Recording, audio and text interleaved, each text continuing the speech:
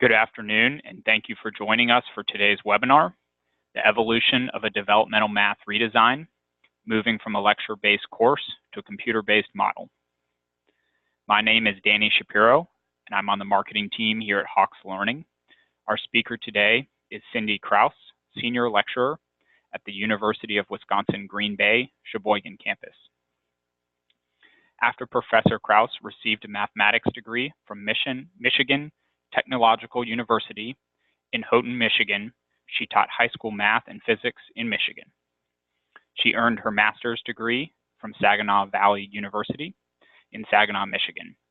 She has taught mathematics at the college level for the last 14 years. Her college teaching resume starts at Bowling Green State University in Ohio before moving to Wisconsin in 2006 to teach for the University of Wisconsin Colleges. We are excited that Professor Kraus is here to share all of her experience and knowledge with us today.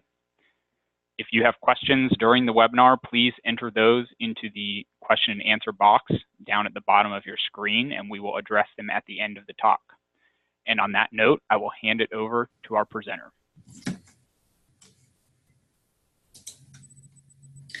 Thank you for that introduction. I'm excited to be here today to share what we've done on our campus over the last few years. So I started at Sheboygan Campus about 10 years ago, and I had been teaching developmental math for a couple of years when my colleague Jeanette Miller approached me and asked me if I would be interested in helping her to redesign our developmental math courses. And at that time, we were teaching our courses in a very traditional manner. They were lecture courses. And I jumped on the chance to redesign for a couple of reasons. I'm going to first put up our success rates at that time. They ranged between 50 and 62% across our two developmental courses and our first credit-bearing course. So we wanted to redesign to improve those success rates. But in addition to that, when I was running my lecture course, one of the things that I noticed was that my students weren't very engaged. So they would come into class and kind of zone out. They wouldn't participate when I asked questions. They wouldn't answer questions. And so it was a very frustrating course to teach. So I was very interested in redesigning in a way that we could get our students to engage more into the coursework and to take more interest in what they were doing. So we went about our redesign with a few goals in mind. We wanted to improve our success rates. We wanted to give students the opportunity to accelerate through our developmental courses. So at the time, in the system, there was this charge to move our students through developmental courses and into a credit-bearing course sooner. And so we knew that we wanted in some way to allow our students the opportunity to do that. The other thing that was a big part of our redesign was attendance. We wanted to get our students in our classes every day, showing up to class and participating. So with that in mind, we came up with some instructional goals for our redesign. So as I talked about, we wanted to get our students out of that passive role and get them into an active role where they were taking part in their learning. We wanted to give them the flexibility to learn using their best learning style. So we knew some students were auditory learners, some students were visual, kinesthetic. We wanted them to be able to build on what worked best for them. We wanted students to take responsibility for their own learning. So we knew a lot of these developmental students had a very extrinsic locus of control, and we wanted to internalize that locus of control and make them understand that they had the power to learn the material and understand the material. We thought mastery was a big part of this. So when we had students coming into our developmental courses, it wasn't that they hadn't seen this material before. They had seen it many times over.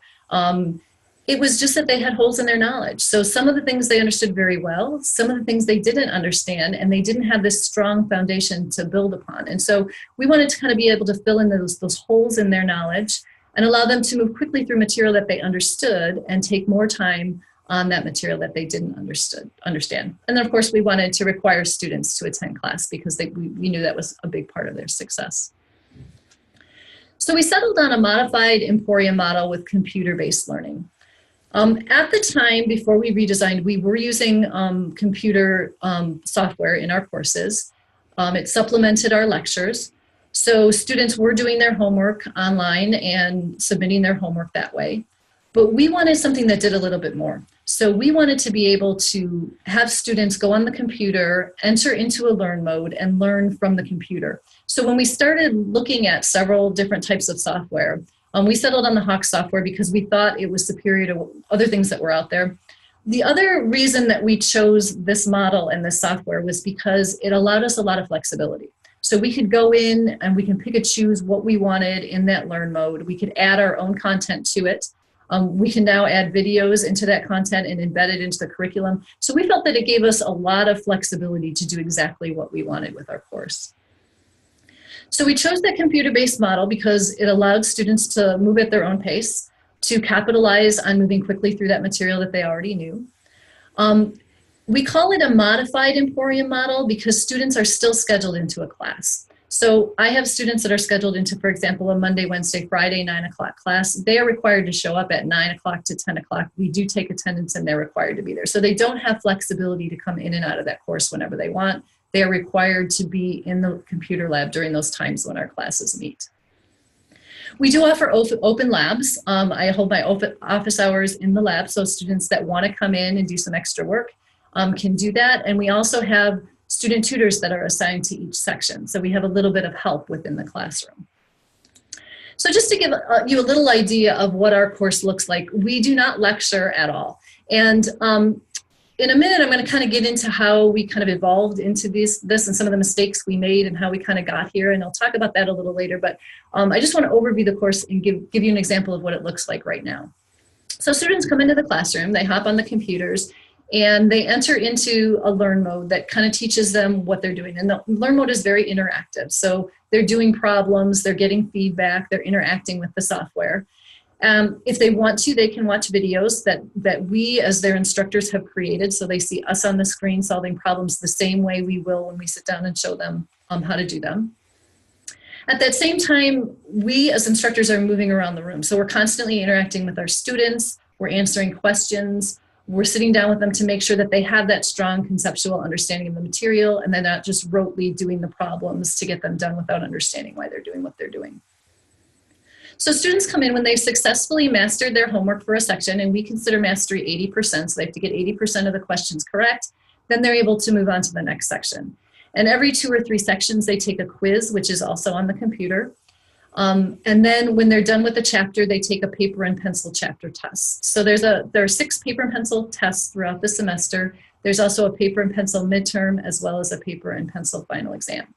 So when we redesigned, it was really important to us that students would take these paper and pencil exams. We wanted to make sure that what they did on the computer would transfer to paper and pencil tests because we knew that in subsequent classes, they would be going to a very traditional format where they would see a lecture and have to produce their work with paper and pencil. So we wanted to make sure that they were prepared for that.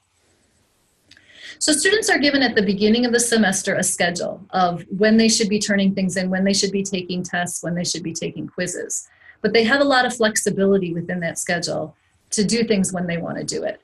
So students are penalized for doing their homework late. They're penalized 20% if it's done after the deadline. However, they're not penalized in any way for taking those paper and pencil tests or those quizzes late. So if a student comes in on a day that they should be taking a test and they feel like they want a couple of extra days to review, ask questions, sit down with the tutor and review material, they have that flexibility. We do ask them for a schedule so we can make sure they have a plan for getting back on track and making sure their assignments are turned in on time, but they have that flexibility if they need it. The only 2 steadfast dates that we have in the course that they cannot miss are the midterm and the final exam. So they have to take the midterm, which is the first 3 chapters of material by the midterm deadline, and they have to take the final exam by the final exam deadline. So if they don't take the midterm on time, they get a 0 on it, and if they don't take the final on time, they fail the course. So they are required to get through all the content in the course by the end of the semester. And students do have the opportunity to retake tests. If they score less than 70% on them, we require them to do remediation work, and then they can retake the test. So I just want to spend a minute just talking about kind of how we got to where we are now and kind of where we started, because we made a lot of mistakes along the way. We used a lot of trial and error to kind of figure out what works and what doesn't. And for anybody that's kind of thinking about redesigning in this manner, I think it's useful to know what we tried and what didn't work. So when we originally structured the course, we structured it as 2 days in the lab and 1 day as a recitation. So we thought we would break students down into smaller groups and bring them into a classroom and we would answer any questions that they had, and they would get a chance to ask questions. Very early on, we discovered that this wasn't going to work. So because we had students working all over the place, it was difficult as an instructor to plan. We thought that students that were ahead could help students that were behind in the curriculum, but that's not how it works. Students that were ahead just wanted to keep moving. They didn't think they should have to help students that were behind. They didn't find it useful. So we quickly dropped that recitation and went to 3 days in the lab. The feedback that we got from students was that they didn't find the recitation useful, and they found the one-on-one interaction with the instructors and the tutors in the classroom much more beneficial than they found those recitations. So those were dropped. So today we meet 3 days a week in a lab, and we also stack our courses, which I'll talk about a little bit later about how that helps us out. The other thing we did that didn't quite work was we tried to start off with some modularization. So instead of just having 6 chapters in a course, we split it up into 2 chapters for each module. Our thinking in the beginning was that if a student had to move slowly through the material and only finish 2 of the 3 mods, that they could get credit for those 2 modules and pick up in the 3rd the next semester. And also, if a student was accelerating and could finish 4 or 5 of those modules, they could again pick up where they left off and not have to start at the beginning of a new course. So a couple things happened when we did that. One, it introduced a lot of testing into the course, and we felt students were taking too much time testing at the end of each module, and they didn't have enough time to learn all the material. The other thing was that not that many students were interested in accelerating. Even students that could accelerate didn't necessarily take advantage of that opportunity. And once they found out that there was a possibility that they would only have to get through 2 of the modules rather than 3 of the modules, remedial students will take the path of least resistance. So as soon as they find out they don't have to do or aren't required to do quite as much material, they kind of take it out of high gear and put it in low gear, and we're not as productive. So again, that was something we went away with. It was also very difficult in terms of scheduling to get that to work. So we dropped the modules. Today we have just that 1 midterm, and so the course is really divided into 2 halves, the first half and the second. So we have this acceleration component in our course where students can accelerate and finish 2 courses in a single semester. So if the student is really motivated, they can move through all 6 chapters of the first course. They can hop into the next course and finish that course in the same semester. We have usually 1 to 2 students do it every semester. One of the things when we first started this course and started the redesign was we really encouraged our students to do this. We really pushed them to move quickly through the material so that they would have that possibility of doing 2 courses in 1 semester.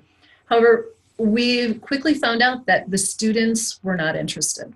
So we would have and still do have students that finish the course in the first 7 or 8 weeks of the semester and are more than qualified to go on and finish a second course, but they choose not to do that. They would rather exit the course and start the next course at the beginning of the next semester. So even though we tried to sell it as you're getting 2 courses for the price of 1, you're saving all this time, students were not interested in doing that. So even though we still allow them to accelerate, we don't push them towards that as hard as we used to at the beginning of the redesign. So attendance is something that's really tricky for us. It's something that we've kind of done a lot of trial and error with. At the beginning of the redesign, our policy was that they had 5 absences. Anything over 5 would result in a failure of the course. And so students that had 6, 7 absences would automatically fail the course. And that was the end of it. It's a tricky thing because there's different reasons students are absent. Sometimes you have a student that exceeds absences for an illness and you're comparing reasons, and it's not the easiest attendance policy to deal with. We kind of did some trial and error with grade reduction. So rather than doing a failure, we started reducing their grade by 3% after the 5th absence. This was a disaster. So students, number 1, didn't care about the 3%. Number 2, they didn't necessarily notice the 3% unless you sit down and pointed that out to them. They didn't notice that their grade was falling. And they didn't really care. They didn't they didn't attend class because they were afraid of that reduction. So it wasn't enough of a hard and fast penalty to get them to be in class. So we reverted back to our old attendance policy. In fact, we went to 4 absences. If they're absent more than 4 times, they automatically fail the test. And that does have a significant effect on their attendance. Our students do show up to class.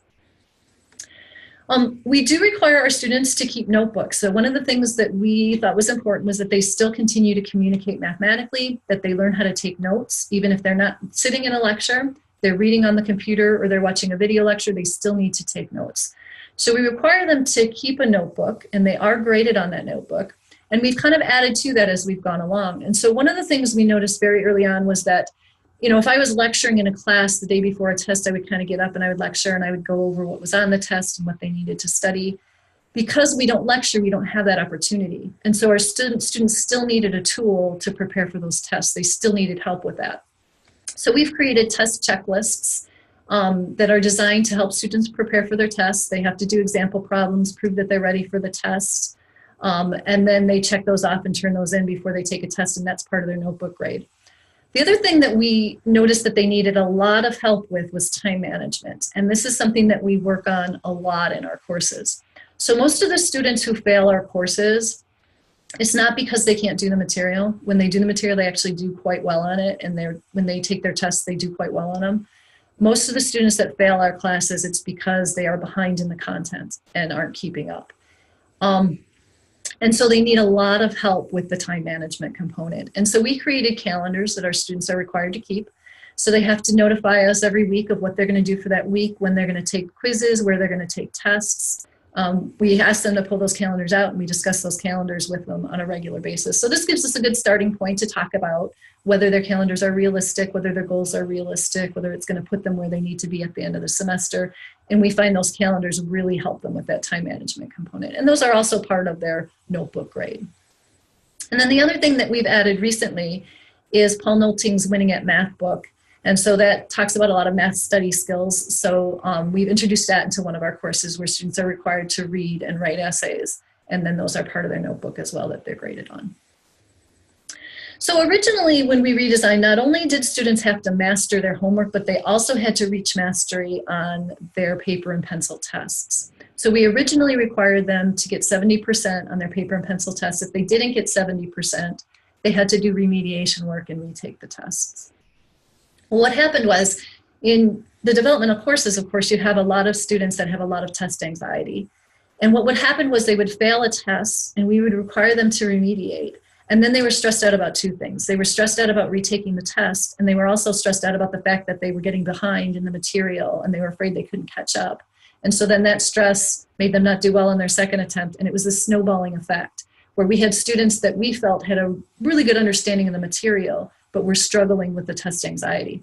And so not only that, but we had less time to work with them on their test anxiety because now they were getting behind and you didn't have that test to develop strategies with them for taking tests. So what we've reverted to now is optional retaking of tests. We sit down and have a discussion with our students about what they got on the test, what they missed, what their overall grade is, whether the best thing for them is to retake or whether it's to move on. So they always have that option of retaking a test. If they get below 70%, they still have to do remediation work before they can do that. And then the other thing that we did that didn't quite work was we started out with LEC 100s for students that didn't finish our course. And this was never intended to be a permanent thing, but something that we worked with at the beginning while we redesigned. So one of our biggest concerns was we didn't want students early in our redesign to pay the price for maybe mistakes that we made in developing the course. So we were really worried about students who might not be able to finish the course during the semester because of us not having perfected that system yet. So we created a LEC 100 class, and what they would do, students who were in the last content chapter of the course but didn't finish the course were allowed to enroll into a LEC 100 either during winterim or during the summer session. And they could enroll into that course and then finish up the last few sections that they needed to finish. So this was not a success for a couple of reasons. First of all, the second students found out that this was an option, they stopped working in the course because they thought, oh, I'll just finish it up in the summer and I'm going to worry about my English paper and my psychology project and all of these other things that they had at the end of the semester. And so they kind of stopped working at the same pace that they had been. In addition to that, once they got into the LEC 100 course, they would oftentimes fail that as well. So they had procrastinated, and they always thought they had this extra time and they were going to get it done. And then boom, the course ended and they still hadn't gotten it done. And so that LEC 100 had usually less than a 50% success rate. So the moral of the story to us was if they weren't going to finish it during the semester, they weren't going to finish it during a LEC 100. So we dropped that completely. And now if a student doesn't finish the course content within the 16-week semester, they fail the course. And most of our students, when they have that steadfast deadline that they know they have to meet, they find a way to finish the content and pass the course. So as we redesigned, we saw a lot of benefits, and there were a lot of benefits that were kind of unintended, things that we found worked really well that we hadn't really been expecting, which was nice to see. So students do get better with their time management. We've discovered that if you work with them, if you give them some tools, they do get better and they can learn independently and they enjoy that type of learning. I would say the number one benefit to this model, which was completely unexpected to me, is the level at which you get to know your students. So when I lectured, I would kind of know that front row of students and those students that raised their hand, but there was this whole group of students that was kind of passive and shy that I never got to know. And in this format, because you're working individually one-on-one with all your students every single day, you get to know them really well. And you get to know their strengths and their weaknesses, what they do well, what they don't do well. So when students do have questions and they are struggling, it's very quick and easy to sit down with them and say, hey, this is what you're doing wrong. You need to understand this conceptually. This is what you need to fix, and to send them on their way. So usually when they're stuck and they need help, it only takes 2 or 3 minutes to sit down with them and fix that and help them move on. So it's really, as an instructor, it's really nice to be able to meet the individual needs of all your students and know what those individual needs are every semester. So that to me has just been very rewarding as an instructor. Students do take responsibility for their own learning. So originally, when we kind of started this model, when I was lecturing, students would come to me and they would say, you know, you failed me. How could you fail me? I showed up every day. And now in this format, students don't say that to you anymore. They say, I'm failing because I didn't do my homework, or because I got behind, or because I didn't manage my time. They take responsibility for what they're learning because they know they're the ones that are making the choices about their learning. They're the ones that are deciding, how am I going to go about this, and when am I going to do things, and how do I have to manage this? And so it's really nice to see that transition and see them begin to take responsibility for their learning and take responsibility for making the changes that they need to make to be successful. So there is a lot of crossover in our courses where students can help each other. So you'll have students that are ahead and students that are behind, and those students that are ahead and have already done the material can help the students that are behind. It reinforces the material for the students that are ahead. It's a nice little review for them. And it's also nice for students that are behind to get that help from their peers and be able to communicate mathematically with them. Another thing we notice is the vocabulary of the students and the way they ask questions. So in a lecture course, I would always have students the day before the test come in and say, I'm going to fail this test, I'm totally lost. And I say, well, what don't you understand? Well, I don't understand anything. Now when students ask questions, they're very specific. It's, I don't understand why the exponent on this is negative. Or I don't understand where this number came from when you multiply these two binomials. So they're now using their mathematical vocabulary to ask those questions. And their questions are very specific because they've done the groundwork themselves. They've taken a look at it themselves. They have that foundation. It's just those little things that you're starting to tweak. So it's a very, it's nice to be able to help them in that way when they already have that foundation. And the other thing we found out is that we have a lot of students on our campus that need accommodations, that have different disabilities and need accommodations. And with this model, it's very easy to meet those needs. So our students already have the flexibility to come in and take their tests on, you know, Tuesday or Wednesday, depending on which works best for them. They can come in a little bit early before class or stay a little after if they needed extended time. So a lot of those accommodations that would kind of be a pain to kind of figure out and work out in a traditional classroom become very easy with this model because there's so much flexibility with the students.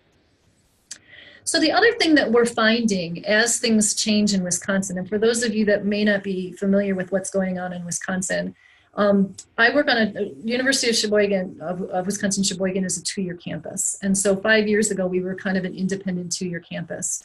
And at that time, the state of Wisconsin decided to regionalize. So we were put in a region with several other 2-year colleges. And then we shared some of the services that were offered on those campuses. And then about 2 years ago, another decision was made that we would merge with some of the four-year campuses. So we have now merged with the University of Wisconsin-Green Bay and are part of their campus, as well as 2 other two-year campuses. So there's been a lot of change going on in the last 5 years. Our budgets have been cut. We've lost staffing. So there's been a lot of change going on. And one of the things that we've found is the flexibility that this model has offered has been hugely advantageous to us. So one of the things I talked at the beginning about is this ability to stack classes. So as our staffing has changed, as our numbers have dropped, and we've gotten kind of new restrictions on whether classes will run or not, low enrollment classes are often canceled and not run. And so what we've been allowed to do on our campus is kind of taking 2 low enrollment courses and putting them together into the same course. So they meet at the same time and with the same instructor. And we're able to take 2 low enrollment courses that in the past may have been canceled, and we can now run them now because we've doubled them up and put them in the same classroom. It's also allowed us to offer our students more choices. So instead of having one section at say 9 a.m., we can split that section between a morning class and an afternoon class. And so that ability to stack those courses and hold more than one course in the same room has really been beneficial to allowing that flexibility to our student. As an instructor, I wasn't quite sure how that would work when we first started doing it, but I found out that it actually works really well. There's a lot of crossover between students in the classes where they can help each other and get help from each other. And when the material is really difficult in one course, it tends to be a little easier in the other. So I don't have 30 students that are all stuck on the same section. Now I have fewer students to get through those difficult sections. So it spreads that load out a little bit more. So it's worked out really well for our campus. The other thing that it's been really beneficial is that we can set these courses up on the Hawk software, and then we can share them with other instructors. So as we try to standardize those curriculums between the branch campuses and between our four-year campus at Green Bay, it's been very easy for us to do. The courses themselves are very easy to tweak, to take out chapters, sections, subjects that you don't need anymore, to put other things in, and then to send those out and share those across campuses, the branch campuses and the four-year campuses, I think is going to be really helpful to us. Especially with our personnel, we kind of have people coming in and out of those classes a little more than we did in the past. So it's really nice to be able to offer them that structure and say, you know, things are set up for you. You have a test bank, you have the quizzes, this is what you need to do. And it's been really helpful for our instructors. So I just want to talk a little bit about our success rates and how those look. So when these are the same pre-redesign success rates that we had up, that I had up on the first slide. So we started out at 61% in the pre-algebra. This is over the whole course of our redesign, which has been the whole 8 years that we've redesigned. We've been at 76. In the last 2 years, as we continued to tweak things and kind of perfect things, we've got that number up to about 88%, which we're really proud of. The introductory algebra is a little bit different of an animal. That one is a little hard, we're finding, a little more difficult to find that success on. We've done pretty well. It's come up from 51 to a 72 that we see today for the last 2 years, and that's something that we're still working on improving. The intermediate algebra, I just want to talk about for a second. So the pre-redesign is campus-wide. Students in the 090 and the 091 all take the Hawks course. That's their only option. So when you see the pre-redesign and the post-redesign, that's the same students that we're talking about, the same population. For the 105, we give students a choice. So this 57% is campus-wide. This 69% is also campus-wide, but about half those students are enrolled in a Hawks course and half are not. So that number is a little bit different because we don't have an effect over all of our students in that population. One of the things that we did do that I think we did right was we standardized the curriculum across all of our instructors. We all use the same tests, we use the same quizzes, we use the same curriculum. And so that made it very easy to see whether our model was successful or not. We knew we were all doing the same thing. It wasn't because our tests were easier. It wasn't because the curriculum was easier. The other thing that we did when we redesigned was we really stepped up the curriculum. So when you compare pre-redesign to post-redesign, the tests are a little more challenging. There's more content material and there's more depth of that content. So we really wanted to make sure that it was a course that not only improved our success rate, but also prepared our students to go on to the next course and be successful. So these are some transition rates that I just wanted to take a quick look at. Our transition rates into our next course, because this I think is a good indicator of whether, you know, we're preparing our students and getting them into that next course, which is that college algebra, that 110. And so you can see the improvement. We went from a 65% in 2012 pre-redesign, and we carry about an 81% now with that transition rate, which is also something that we're really proud of. I know that this slide is a little bit confusing. There's a lot of numbers on here, but I just wanted to pull this up to talk a little bit about some of our smaller populations of students. So one of the things that we're starting to just take a look at in our data is how our minority populations are affected. And so one of the things we noticed is if you look at the lecture-based course, and this is pronounced this year in 2016, but this is not unusual, our male success rate was 100%, our female success rate was 42%. One of the things that we found in Hawks is that number is often flipped. For some reason, I'm not sure why or that happens, but we found that our female populations are often more successful than our male populations. And so that's something that we're kind of continuing to take a look at to kind of figure out, okay, why is that happening and what is it about this model? We've seen those same indications in some of our minority populations. So on Sheboygan's campus, we have a pretty high Hmong population and a pretty high Hispanic population. And we've seen some of those same trends in our minority populations, which makes sense because, you know, that implicit bias that is in all of our courses, whether it's recognized or not, no matter how hard we try to get rid of it, we know it's there. In this type of setting, I'm not lecturing, I'm not choosing who to call on, I'm not choosing who to lead a group. All of that is coming from my students. So if a student has a question, that question is going to get answered, whether they're aggressive about it or passive about it. In our class, all they have to do is flip a cup from green to red, and I know they have a question. And so I think that accounts for a lot of that, perhaps that switch in bias or the switches that we're seeing there. So again, that's just something we're going to keep an eye on and something that we're kind of excited to keep taking a look at. I also wanted to include some student comments because in addition to the numbers, the thing that really makes us keep this model and keep trying to improve it is the feedback that we get from our students. So these are 3 comments that I chose off of student evaluations because they're pretty indicative of what we see and what we hear every semester.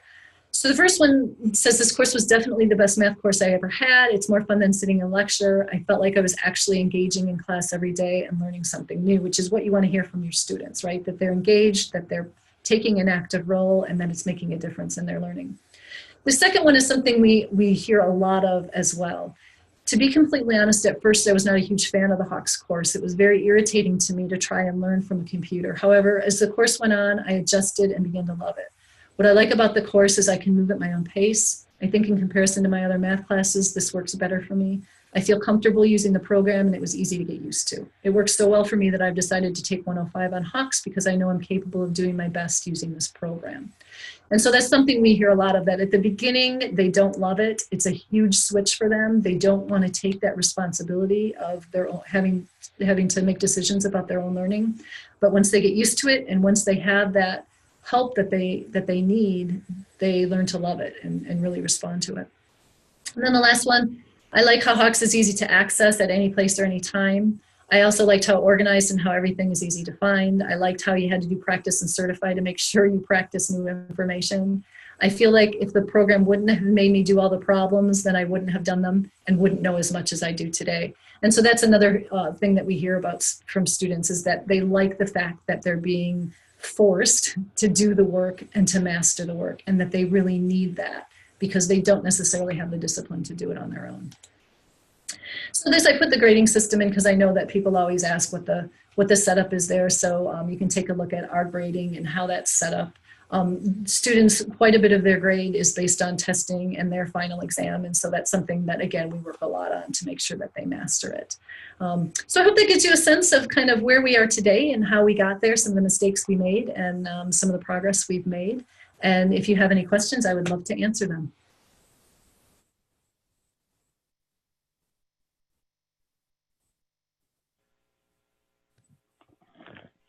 Professor Kraus, thank you so much for all of that information. That was great. I'll remind our audience that there is that question and answer box down at the bottom of the screen. If you have anything, please enter it into there. I know we are running up against our time limit a little bit. But if you do think of something, please enter it there, and we'll work to get to it. Also, if you happen to think of a question a little bit later on, you can always email those to us at marketing@hawkslearning.com, and we'll compile them, give them to Professor Kraus, and make sure to get you back an answer. So let me just check real quick and see if we have anything coming through. I had one, before we go, I had one question that I wanted to make sure I got to. We have had a ton of instructors talking to us about how many underprepared students they have in their classes and how much remediation they have to do, and there's all these different ways to work in that remediation. I was really curious how you all handled that in your class. So the nice thing about the setup that we have is that it gives you time to work on their individual study needs. So if you need to work with them on test anxiety, if you need to work with them on, any of the time management things, that you have the time to work one-on-one with them about it, because that's absolutely the battle with these students, not the content, it's their habits. Okay, great, thank you. Oh, and I am seeing a couple more things come in. Okay, Charles wants to know, where can I learn more about the content and format of the notebooks? So I can tell you a little bit about that. So we require them to do a few things. They have to take notes on the learn portion of the section that they go through. They have to show all their work when they practice, and they have to show all their work when they certify. So, and they have to have it just organized into sections. So when I go by, before they take a test, I'll come by, I'll look at all their work, make sure that it's organized. I'll also make sure that their calendar is up to date and that they've done the test checklist. And it really does depend on the student. Some students need a lot, some students need a little. So it just depends on how successful they are with what they've done and the quantity of notes or whatever that they've taken. But it's super useful, because when you come by and a student does have questions, you can say, okay, let's look at the practice that you've already done, and you see their work right there, and you can see those repetitive mistakes that they're making and then fix them. And Patrick wants to know if you all use a pretest with any of your units or at the beginning of class for students to be able to opt out of some sections. So we do two pretests for the first two chapters in all of our courses. So students can take those pretests and they can opt out of the homework portion of their work. If they CLEP out of their homework, or if they test out of those homework sections, we still require them to test over those sections and to quiz over those sections. And one of the reasons is we allow them to take those pre-tests from home. So one of the things we want to make sure of is that they really do know that material, that they haven't looked things up or anything like that. So they still have to test and quiz over them. And the other reason we still make them test and quiz over them is because we want them to have kind of that little bit of padding. If they're really good at that stuff, we want them to have the advantage of those higher test rates in the beginning of the semester to help them out a little bit when the material might get a little more difficult. So that's how we handle that. And do you go through the Hawks system for your pretests? We do. We use those tests right out of Hawks. Great. Okay. I think that is, we've run about 10 minutes over, but it's been awesome. And so I'm glad we got to keep going for a little bit.